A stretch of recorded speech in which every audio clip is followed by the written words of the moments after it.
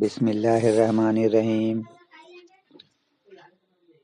وہ عورت جس نے نہ خود کو زاہدہ کہا نہ ولایت کا دعویٰ کیا، لیکن دنیا اس کے قدموں کی مٹی کو بھی عزت سمجھتی ہے، وہ تھی رابعہ، جس نے اپنے آنسوؤں سے راتوں کو جگمگایا، جس کے سجدوں نے آسمان تک راستہ بنایا، اور جس کی محبت میں صرف ایک ہی نام تھا، اللہ، بس اللہ۔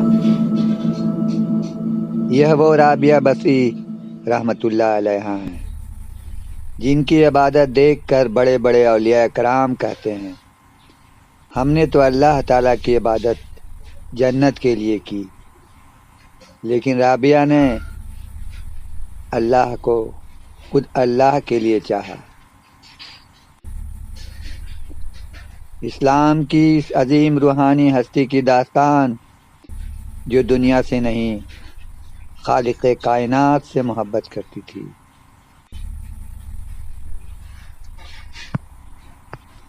آئیے چلتے ہیں اس عورت کی زندگی میں جسے تاریخ نے ملکہ عشق الہی کہا۔ صرف اسلامی مورخین نے ہی نہیں بلکہ مغربی اسکالر ڈاکٹر مارگریٹ اسمتھ نے بھی ایک تفصیلی کتاب لکھی۔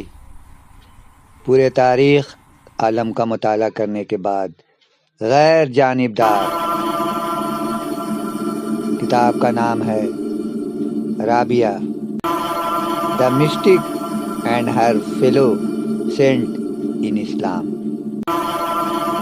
یہ کتاب بہت زیادہ مقبول ہوئی، لوگوں نے پسند کیا بے پناہ۔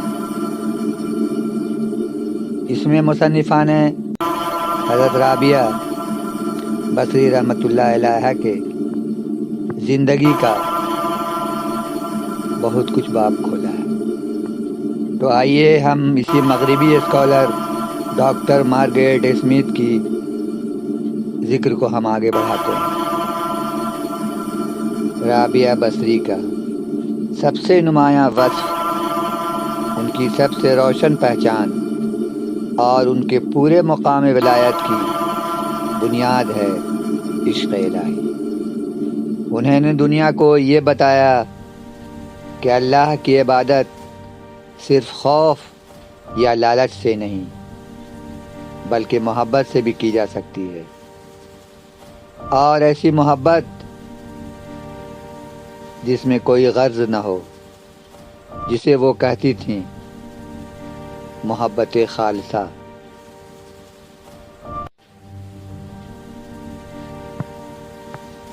اس زمانے میں زیادہ تر لوگ دوزخ کے خوف سے عبادت کرتے تھے یا جنت کی امید سے۔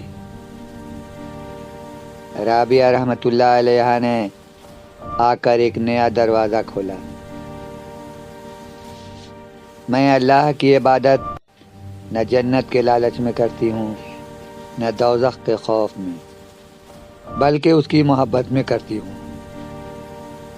انہوں نے عشق کو اللہ کی معرفت کا سب سے بلند راستہ قرار دیا۔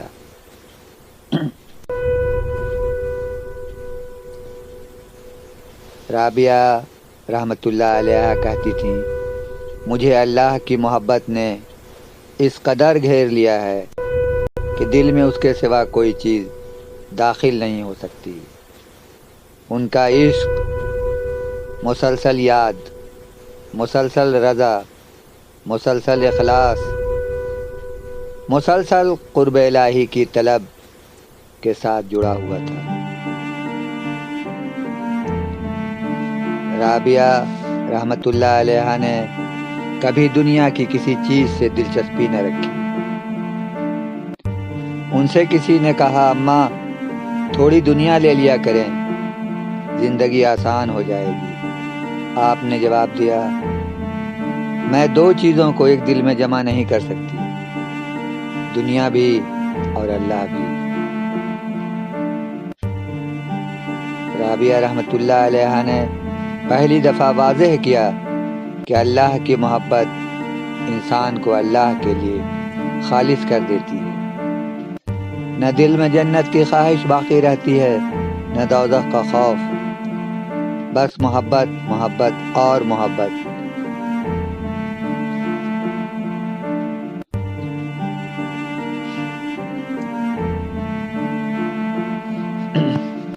ان کے کچھ اقوال ہیں۔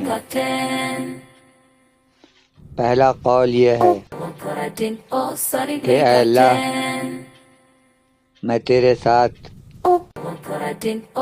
دو طرح کی محبت ہے، ایک محبت رغبت اور ایک محبت شوق۔ رغبت کی محبت میں تیری نعمتوں کو دیکھتی ہوں، اور شوق کی محبت میں تیری ذات کو دیکھتی ہوں۔ یہ جملہ ان کے تصوف کی معراج ہے۔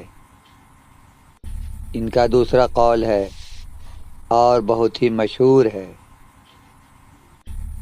اگر میں تیری عبادت دوزخ کے خوف سے کرتی ہوں تو مجھے دوزخ میں ڈال دے، اور اگر میں جنت کی خواہش سے کرتی ہوں تو مجھے جنت سے محروم کر دے، اور اگر میں صرف تیری محبت میں کرتی ہوں تو اپنے جمال کی زیارت سے محروم نہ کر۔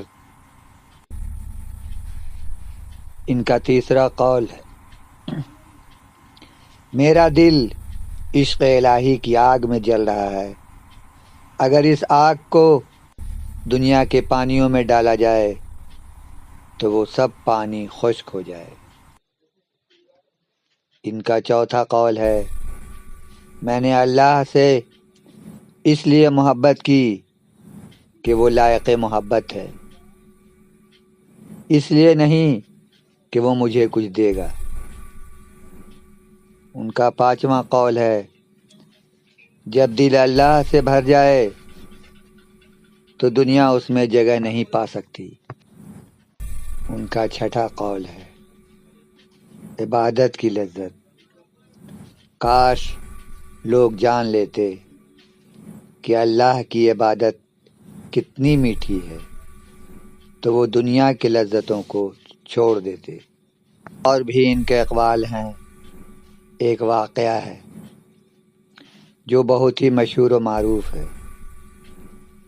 ایک مرتبہ لوگوں نے دیکھا کہ حضرت رابعہ بصری رحمۃ اللہ علیہ ایک ہاتھ میں جلتا ہوا مشعل لیے ہیں اور دوسرے ہاتھ میں ایک پانی کا مشکیزہ، اور وہ چیختی ہوئی عالم بے خودی اور خود فراموشی میں کہہ رہی ہیں کہ جلا دوں گی آج اور بجھا دوں گی آج۔ لوگ حیران ہوئے، پوچھا، اماں آپ یہ کیا کر رہی ہیں اور یہ کیا کہہ رہی ہیں؟ کسے جلائیں گی اور کسے بجھائیں گی؟ حضرت رابعہ بصری رحمۃ اللہ علیہ نے کہا کہ اس آگ سے میں جنت کو جلا دوں گی اور اس پانی سے میں نار جہنم کو بجھا دوں گی۔ لوگوں نے پوچھا، اماں آپ ایسا کیوں کریں گی؟ انہوں نے جواب دیا، تاکہ لوگ اللہ تعالیٰ کی عبادت صرف اس کی محبت میں کریں، نہ جنت کی لالچ میں کریں اور نہ دوزخ کے خوف سے۔ یہ مثال آج بھی عشق الہی کا سب سے بڑا آئینہ ہے۔ وہ کہتی ہیں، عشق الہی کے 3 درجے ہیں۔ پہلا، دل کا اللہ کے سوا ہر چیز سے الگ ہونا۔ دوسرا، تمام خواہشات کا صرف اللہ کے لیے ہونا۔ اور تیسرا، عبد اور معبود کے درمیان کوئی چیز باقی نہ رہنا۔ یہ ان کے نزدیک عرفان کی انتہا تھی۔ رابعہ بصری رحمۃ اللہ علیہ کا مقام محض یہ نہیں تھا کہ وہ ایک عبادت گزار خاتون تھی، بلکہ اللہ تعالیٰ نے انہیں ایسے روحانی مقامات عطا کیے جن سے ظاہر ہوتا تھا کہ وہ اولیاء کاملین میں سے ہیں۔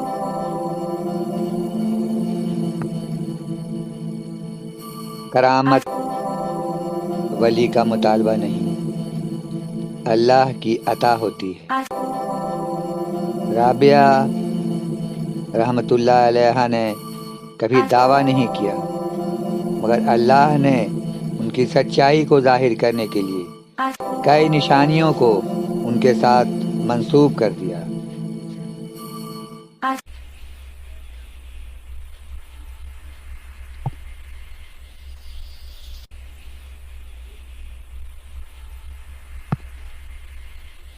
دوسرا واقعہ،